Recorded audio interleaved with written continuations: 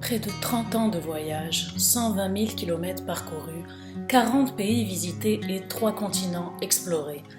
Effectuées par embarcation maritime, caravane ou à pied, ces expéditions l'ont emmené plus loin que n'importe quel voyageur de son temps. Des steppes russes au nord jusqu'au Mali au sud, de Tanger à l'ouest jusqu'en Chine en Extrême-Orient, il a bravé des situations de danger extrême, motivé par sa seule soif d'aventure et de curiosité insatiable. À son retour sur sa terre natale, le Maroc, il dicte le récit et les mémoires de ses voyages à l'auteur Ibn Jouzey, qui les compile en un livre connu sous le nom de Rihla, ou Voyage en arabe. Cet ouvrage est l'un des ancêtres directs du genre littéraire récit de voyage tel qu'on le connaît aujourd'hui. La Rihla est une formidable toile tissée de découvertes géographiques, d'anecdotes culturelles, de portraits divers et variés sur les mœurs des pays de l'époque, ce qui le rend extrêmement intéressant sur le plan géographique, ethnologique et sociologique pour le lecteur d'aujourd'hui.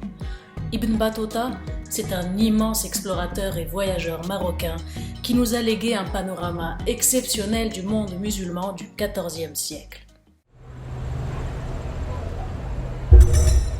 Ibn Battuta est né à Tanger en 1304 au sein d'une famille de juges musulmans d'origine berbère.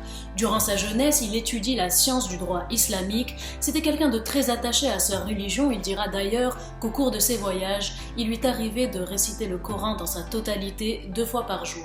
En juin 1325, à l'âge de 21 ans, Ibn Battuta décide d'effectuer son premier pèlerinage à la Mecque. Il écrit « Je suis parti seul, n'ayant ni compagnon de voyage dans la compagnie duquel je pourrais trouver de la joie, ni caravane dont je pourrais faire partie, mais poussé par une impulsion forte en moi et un désir longtemps chéri en mon sein de visiter ces sanctuaires illustres. J'ai donc pris ma résolution de quitter mes proches, femmes et hommes, et d'abandonner ma maison comme les oiseaux abandonnent leur nid. Mes parents étant encore de ce monde, il me pesa lourdement de me séparer d'eux, et eux et moi étions affligés de cette séparation. Au début, son seul objectif était d'accomplir son pèlerinage à la Mecque et ne pensait pas du tout à aller plus loin. Sur sa route, il traversera l'Afrique du Nord jusqu'à Tunis, où, en entrant dans la ville, il retranscrit son mal du pays en ces termes. Les habitants de la ville tout autour de moi s'approchaient les uns des autres pour se saluer et s'entretenir, mais aucune âme ne me dit un mot de salut, car il n'y en avait aucun que je connaissais. Je me sentis si triste à cause de ma solitude que je ne pus retenir les larmes qui me montaient aux yeux et je pleurais amèrement. Ibn Battuta quitte alors Tunis pour Alexandrie en caravane. Là-bas, il rencontre un mystique qui prophétisa qu'il visiterait le Pakistan, l'Inde et la Chine. Peu de temps après, il fait un rêve dans lequel il est porté par un grand oiseau vers la Mecque, mais au-delà, vers des terres inconnues. Il commence dès lors à se poser la question s'il retournerait vraiment chez lui après le pèlerinage.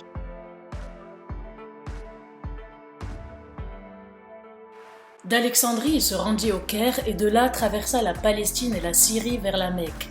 En octobre 1326, soit près d'1 an et demi après son départ, Ibn Battuta arrive en Arabie. En terminant son pèlerinage, il pouvait maintenant rentrer chez lui, mais son amour du voyage avait déjà pris place dans son cœur. De 1326 à 1331, il traverse la Perse jusqu'au mont Zagros, découvre la ville de Shiraz, rejoint l'escorte d'un souverain mongol, visite Bagdad en Irak et prend le bateau pour se rendre au Yémen. Une traversée pendant laquelle il survécut à une tempête en mer. Durant ses voyages, Ibn Battuta frôlera plusieurs fois la mort. Il fera naufrage, il sera dérobé et ses jours furent même menacés par un sultan. Battuta explorera l'Afrique de l'Ouest et naviguera jusqu'en actuelle Tanzanie, après être passé au Kenya et en Somalie. Au retour, il visite Oman et le golfe Persique avant d'effectuer un nouveau pèlerinage à la Mecque. Il traversera l'Anatolie où il escorta une princesse à Constantinople et visita Sainte-Sophie. Il passe par l'Asie mineure, la mer Noire et l'Afghanistan. Entre 1332 et 1333, après avoir constaté qu'un navire vers l'Inde prendrait trop de temps pour y arriver, il partit à pied et traversa l'Asie centrale pour finalement arriver en Inde. Il mit pour ce voyage presque 1 an de plus que le temps qu'il aurait fallu au navire pour l'emmener là-bas. En Inde, le sultan de Delhi l'engage comme l'un des juges principaux de la ville. De l'Inde, il se rendit en Chine où il fut de nouveau nommé juge et se rendit aux Maldives, devenant à nouveau juge. Là, Ibn Battuta note que les femmes des Maldives musulmanes ne s'habillaient que jusqu'à la taille et ne couvraient pas le haut de leur corps ni leurs cheveux. Choqué par ce qu'il n'a jamais vu auparavant, Ibn Battuta condamne fermement cette pratique et tente même de l'interdire, sans succès. Des Maldives, il se rendit à Ceylan, l'actuel Sri Lanka, à Sumatra, en Malaisie, voyagea à travers l'Inde et traversa le désert du Sahara et le Moyen-Orient. Au cours de ses voyages, Ibn Battuta se maria 7 fois, eut un certain nombre d'enfants, accumula de grandes richesses, conseilla des rois et escorta des princesses. Il effectuera plusieurs pèlerinages à la Mecque entre ses différents voyages. Puis vint le jour où il décida qu'il était temps pour lui de rentrer. Lorsqu'il repassera par la Syrie en 1348, la peste faisait rage. Il est reconnu aujourd'hui comme l'un des premiers écrivains à avoir décrit la peste en détail. Sur le chemin du retour, Battuta se rend en Sardaigne et traverse l'Andalous, l'Espagne musulmane. Il y rencontre un groupe de musulmans qui se rendaient à Tanger. Il rentra donc au Maroc vers la fin de 1348, mais constate que son père et sa mère étaient récemment morts de la peste et que ses amis étaient morts ou disparus. Il repart donc en Espagne et fait un voyage au Mali, notamment à Tombouctou. Il ne reviendra au Maroc que vers 1352. Il s'installe alors dans la ville de Fès où le sultan Abou Aynen entend son histoire et fut tellement fasciné qu'il demanda à ce qu'elle soit retranscrite par écrit. Ce sera au secrétaire andalou des Mérinides, Ibn Juzay el-Kalbi, à qui l'on confiera la tâche. C'est ainsi que fut conçue la célèbre Rihla d'Ibn Battuta, dont le nom véritable est cadeau précieux pour ceux qui considèrent les choses étranges des grandes villes et les merveilles des voyages. Après la dictée de ces récits de voyage à Ibn Juzay, l'on ne sait plus grand-chose de la fin de la vie d'Ibn Battuta. Il mourut probablement à Fès en 1368. Il serait enterré à la Médina de Tanger, où une tombe est indiquée comme étant son lieu de sépulture. La Rihla de Battuta, comme toute source historique, a dû faire face à certaines critiques. Les spécialistes ont relevé qu'Ibn Juzay avait emprunté certains passages de livres d'écrivains qui relataient leurs précédents voyages, notamment ceux du poète andalou Ibn Jubayr.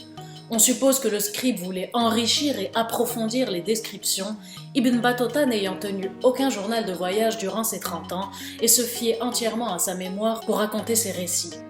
Toutefois, l'étendue du voyage d'Ibn Battuta n'a jamais été remis en cause, de même que l'authenticité de son œuvre. Des accusations similaires ont également été émises à l'encontre des écrits du célèbre explorateur vénitien du XIIIe siècle, Marco Polo, et certains chercheurs sont allés jusqu'à remettre en cause son voyage en Chine. Ce qui est sûr, c'est que l'histoire a largement plus retenu le nom de Marco Polo comme le plus grand explorateur de son temps, tandis que la Rihla d'Ibn Battuta est restée dans l'ombre plusieurs siècles après sa mort, tant au sein du monde musulman qu'en dehors. L'historien A.S. Jugtai dira à ce propos: Ibn Battuta, l'un des voyageurs les plus remarquables de tous les temps, visita la Chine 60 ans après Marco Polo et parcourut 120 000 km, bien plus que Marco Polo. Pourtant, Battuta n'est jamais mentionné dans les livres de géographie utilisés dans les pays musulmans et encore moins dans ceux de l'Occident. La contribution d'Ibn Battuta à la géographie est incontestablement aussi grande que celle de n'importe quel géographe, mais les récits de ces voyages ne sont facilement accessibles que par les spécialistes. La Rihla était inconnue en Occident jusqu'au XIXe siècle. À titre d'exemple, la version anglaise complète du manuscrit n'a vu le jour qu'en 1994. Mais de nos jours, les voyages d'Ibn Battuta se font de plus en plus connaître et l'importance de l'œuvre est de plus en plus reconnue. La Rihla a apporté une contribution inestimable à l'histoire et la géographie, mais aussi à la sociologie, en livrant d'innombrables références culturelles et coutumières des différents peuples dont il a pu faire la rencontre.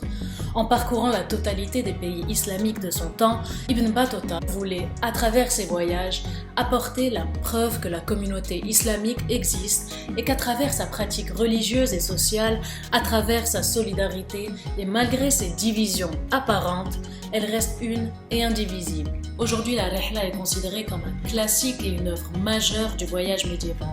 En parlant d'elle, un historien américain, Ross Eden, dira d'elle qu'elle est digne d'un long métrage épique.